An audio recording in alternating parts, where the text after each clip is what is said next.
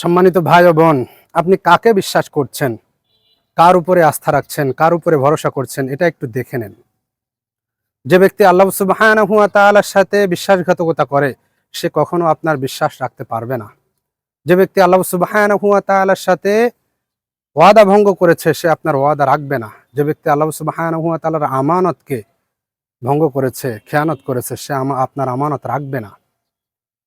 যে ব্যক্তি আল্লাহ সুবহানাহু ওয়া তাআলাকে রব হিসেবে স্বীকৃতি দিয়ে এসে দুনিয়াতে ভুলে গিয়েছে, সে রবকে ভুলে গিয়েছে, সে আপনাকে কিভাবে আপনার বিশ্বাসের মর্যাদা দেবে?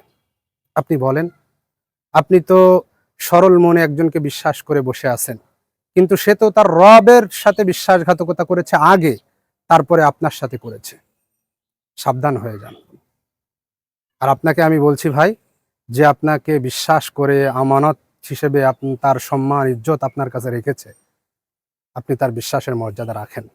আপনি যদি খেয়ানতকারী হনও, তারপর আল্লাহর উপরে আল্লাহ সুবহানাহু ওয়া তাআলাকে রাজি খুশি করার জন্য হলেও মানুষের বিশ্বাসের মর্যাদা রাখেন।